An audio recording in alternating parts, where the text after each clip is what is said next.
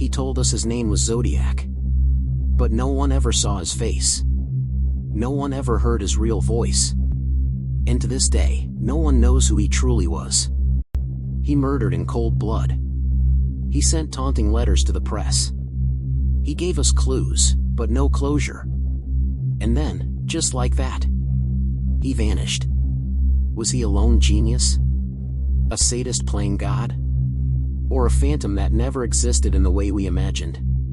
Tonight, we pull you into one of the darkest, most disturbing puzzles in American history. The unsolved mystery of the Zodiac Killer's identity. But be warned, once you enter this story, it won't let you go. If you're drawn to the shadows, if you crave the truth that hides behind every unsolved crime, hit subscribe to join us on True Crimes Now. We post true horror and crime stories daily. Now, let's get in. In the shadowed corners of 1960s California, beneath the golden glow of streetlights and the hum of suburban calm, something was watching. Something cold. Something calculating. It didn't wear a mask, but it had no face. It had a name, one it chose for itself. Zodiac. This wasn't just a killer. This was a force that fed on fear, thrived on chaos, and taunted the world from the safety of the shadows.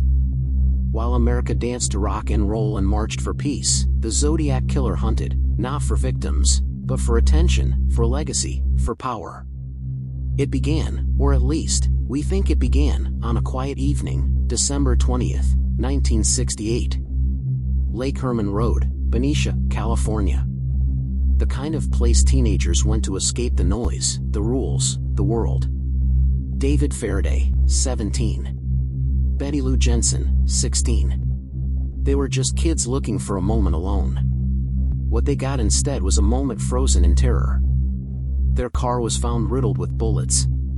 David shot once in the head, execution style. Betty Lou ran. She made it 28 feet before 5 rounds tore through her back.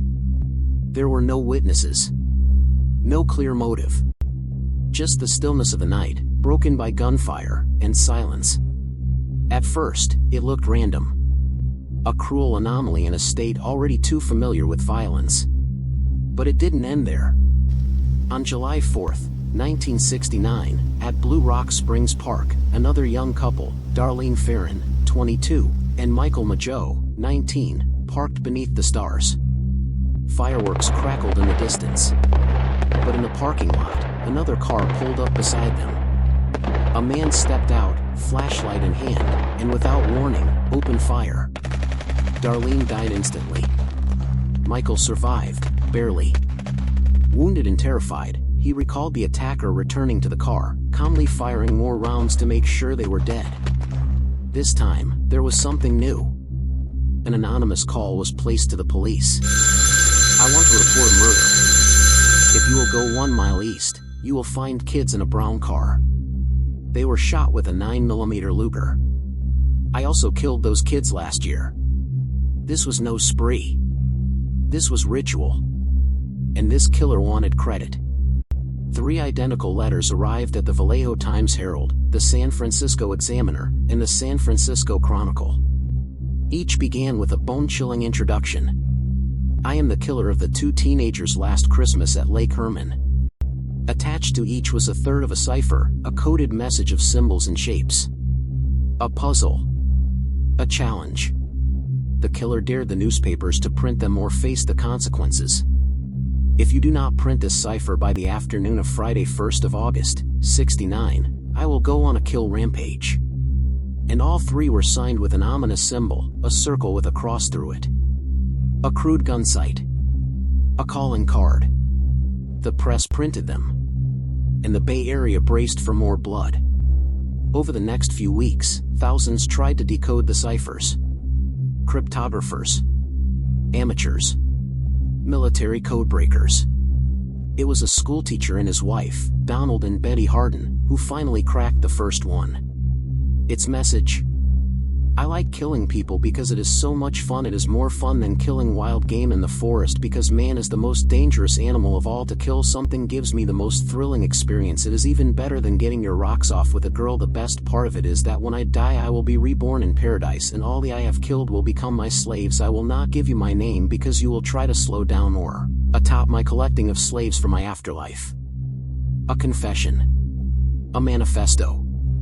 A glimpse into the psyche of a monster who saw murder as sport. But the cipher ended with a chilling admission: I will not give you my name because you will try to slow down or stop my collecting of slaves for my afterlife. Who talks like that?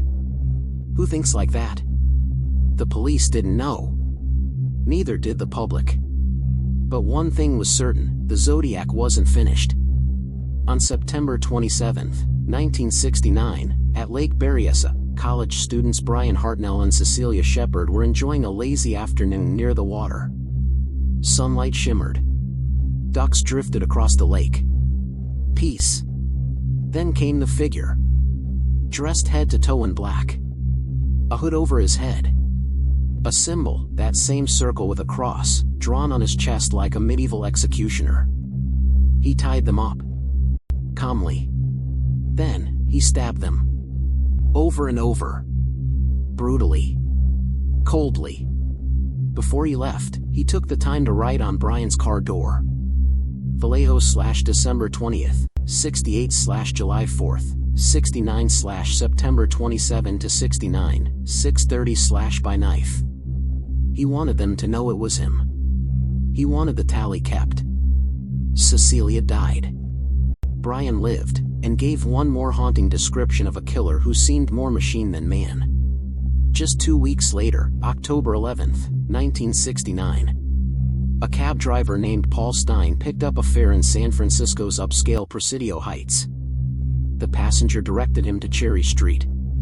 As the car pulled to a stop, the man pulled out a gun and shot Stein in the head. But this time, something changed. This wasn't a secluded lover's lane or an isolated park. This was a city street. Broad daylight. Witnesses saw him. Kids, from a nearby house, watched the man walk away, calmly wiping down the car. And for the first time, the Zodiac made a mistake. The witnesses described him: a white male, stocky build, glasses, crew cut. The police had something. A face, maybe. But, still no name. The killer kept writing. Letters to the Chronicle. More ciphers. More taunts. One read: I am not afraid of the gas chamber because it will send me to paradise all the sooner. Another ended with: Peekaboo, you are doomed.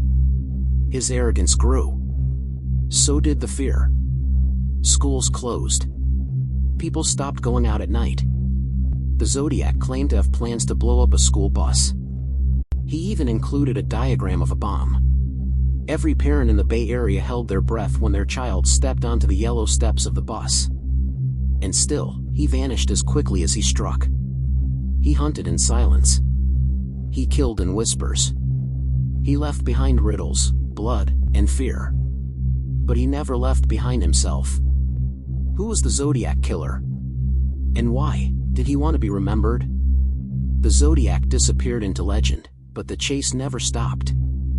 From the moment his final confirmed letter hit the desks of San Francisco police, investigators and amateur sleuths alike began tearing through every scrap of evidence, every misspelled word, every warped sentence in those cryptic letters, hoping for a clue. A mistake. Anything. But if the Zodiac was anything, he was careful. His writing was messy but deliberate. His threats, erratic but specific. Each letter was laced with contradictions. In his ciphers, those damned puzzles were either unsolvable or never meant to be solved. So the question turned inward. Who could have done this? And why did he stop? Over the years, dozens of suspects would rise, each seemingly more plausible than the last. Some even confessed. Others were turned in by their own families. One name, however, would come to dominate the conversation: Arthur Lee Allen. Allen was a convicted child molester, a former elementary school teacher. He lived in Vallejo, not far from the Zodiac's first confirmed attacks. He owned a typewriter similar to the one used in some of the Zodiac's notes. He wore a Zodiac brand wristwatch. He told friends he wanted to hunt people and bragged about writing coded messages. He was even questioned by police in 1969. But nothing stuck. Years later, in a now famous interview with a former friend, Alan allegedly confessed, cryptically, that he was the Zodiac, but recanted immediately. It was always like that. Just enough to draw blood, never enough to kill the theory. Alan died in 1992. Before he could be charged. Before he could be cleared.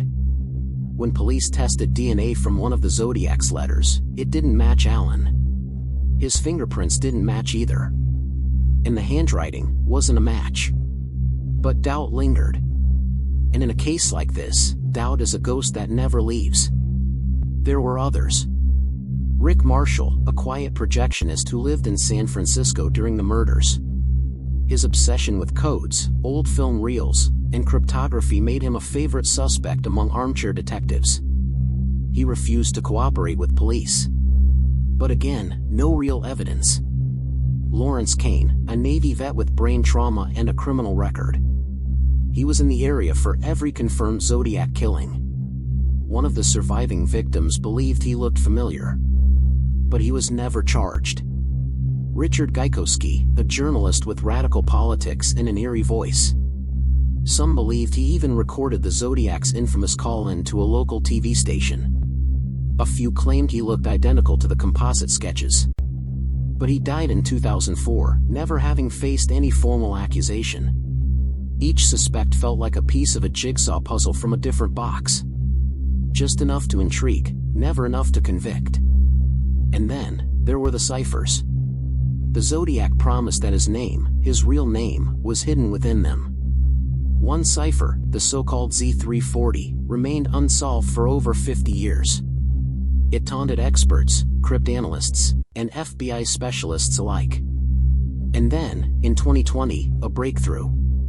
A team of 3 codebreakers, working independently across 3 countries, cracked it. The message read, "I hope you are having lots of fun in trying to catch me. That wasn't me on the TV show." Which brings up a point about me. I am not afraid of the gas chamber. Because it will send me to paradise all the sooner. There it was. Another message. Another threat. Another grin in the dark. But no name. No reveal. Just more games.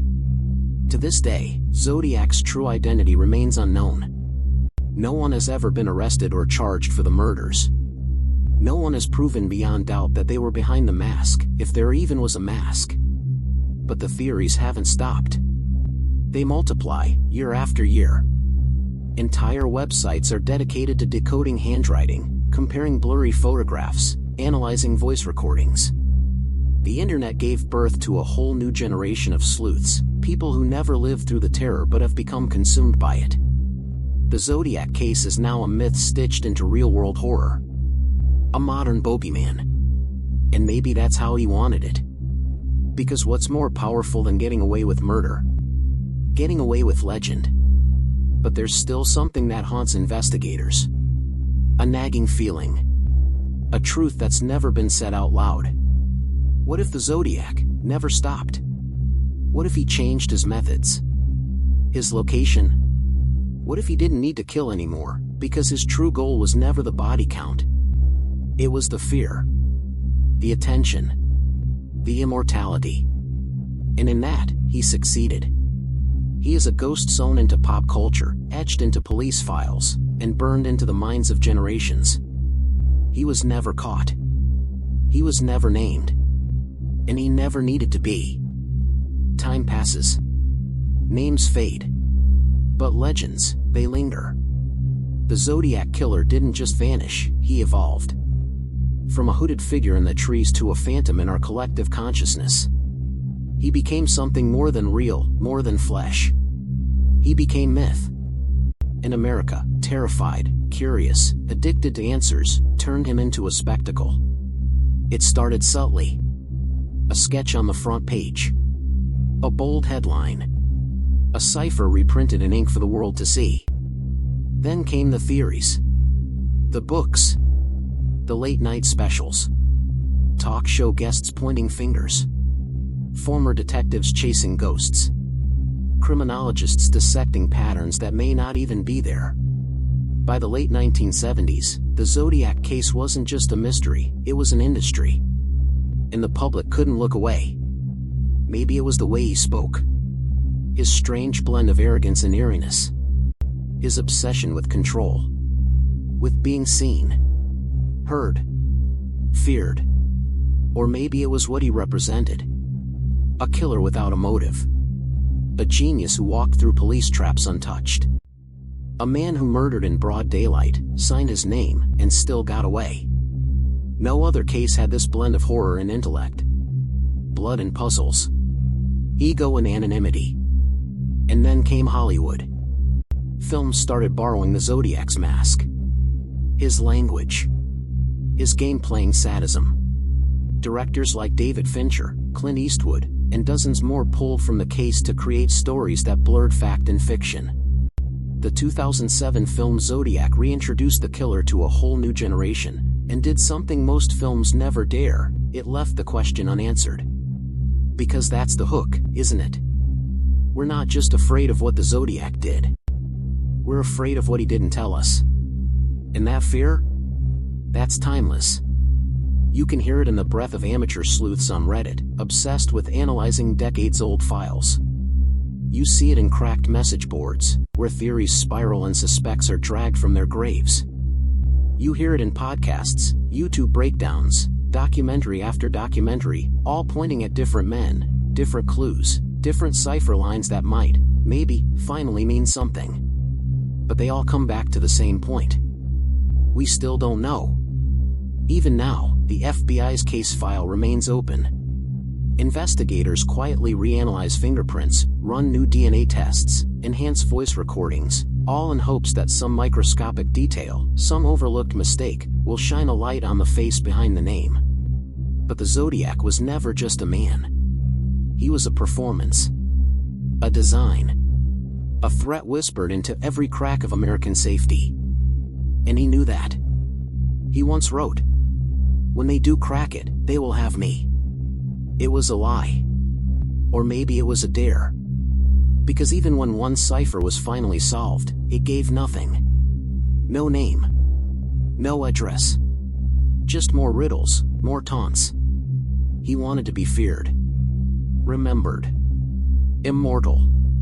And we gave him exactly what he wanted. So the question becomes, why do we keep coming back? Why can't we let go? There's something about an unfinished story. A page left unturned. A name we're not allowed to say. The Zodiac Killer is a wound we never stitched up, because part of us wants to look inside. To understand what drives a man like that. To know how many others like him are still out there. And to ask, what if he's still alive? For every theory debated in forums, every cipher dissected in dimly lit rooms, there are names that never made it past the headline. Betty Lou Jensen. David Faraday. Darlene Ferrin. Mike Mageau. Brian Hartnell. Cecilia Shepard. Paul Stein. They were real people. With dreams. Families. Futures. They are the ones we should remember, not just the shadow that took them. And yet, the Zodiac Killer's darkness swallowed everything around him. He didn't just murder his victims. He murdered certainty. He turned parents into permanent mourners. Turned detectives into insomniacs. Turned communities into cages. He made people afraid to go outside at night. Afraid to trust the stranger at the stoplight. Afraid of silence. Even the survivors, like Mike Mageau and Brian Hartnell, lived with nightmares burned into their memory. Brian will never forget the hooded man with a gun in one hand and a knife in the other. He heard the breathing. Felt the blade. He survived, but part of him never left that lakeside. The officers who worked the case. Many of them died before answers ever came. Inspector David Tashi, the man who inspired entire films with his relentless pursuit, carried the case with him until the end. He admitted, more than once, that the Zodiac haunted him. That the weight of not solving it never left. And yet, the world kept spinning. Technology advanced. Crime scenes became databases. DNA analysis evolved beyond what anyone thought possible in 1969. There was hope. For a time, many believed that DNA from the Zodiac's letters might finally crack the case wide open. Law enforcement ran tests. So did private investigators. There were whispers of partial matches, quiet investigations, anonymous leaks. But still, nothing conclusive.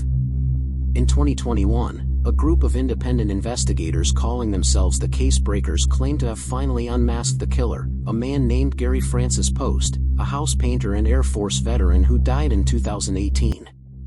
They pointed to scars on his forehead, alleged evidence found in his home, cryptic statements made to friends. But the FBI issued a quiet, chilling statement. The case remains open and unsolved. No charges. No confirmation. No justice. Just more doubt. More dust.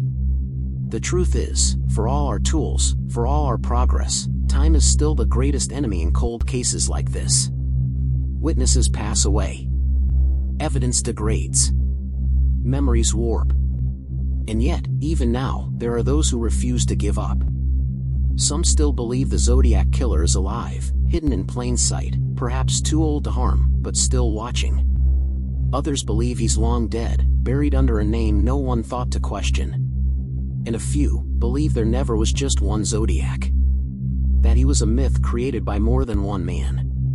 That the symbol was the killer's true legacy, an idea, a mask, passed from one monster to another. But that's the danger of obsession.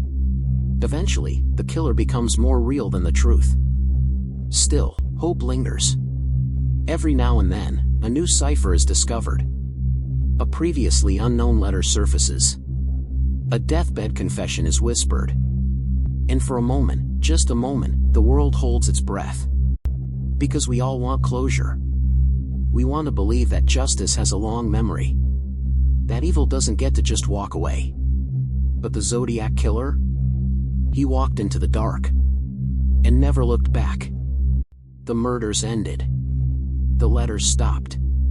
But the mystery never died. Years passed. The streets he once haunted grew quiet. The cities moved on. New stories replaced old headlines. But the shadow he left behind never faded.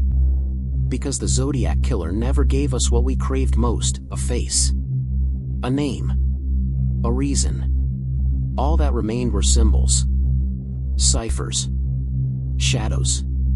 And silence. We remember killers by their capture. Bundy in handcuffs. Gacy's crawlspace. Dahmer's apartment. There's closure, however grim. But the Zodiac? He slipped through the cracks like fog. And maybe that's why we still talk about him. Why his name echoes in forums and films and books. Why we're still decoding puzzles written by a man who may have been dead for decades. Because he won. He made us look. And keep looking. He told the world, I like killing people because it's so much fun. Then dared us to find him. And when we couldn't, he vanished. Leaving only questions. Was he a genius? Or just lucky? Did he live out the rest of his life in plain sight, a grandfather smiling at the news, hearing his name on TV? Or was he a broken man, buried in a graveyard under a name that means nothing to history, while the name Zodiac became immortal? And maybe that's what frightens us most. That evil can win. That it can slip away in a car down a quiet road, and never be seen again. But this isn't just a story about a killer. It's about obsession. The human need for answers. The lengths we'll go to solve the unsolvable.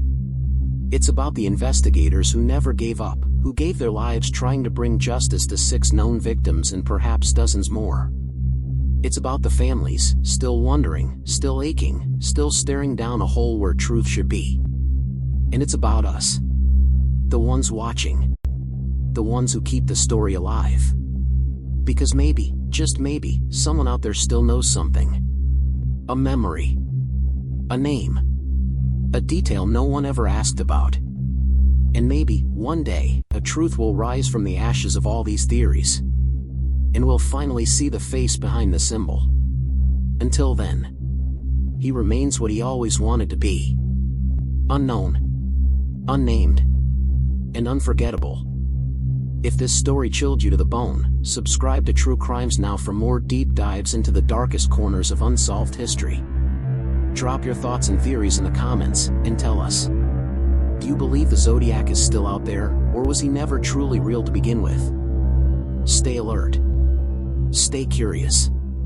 And remember, some monsters never leave the shadows.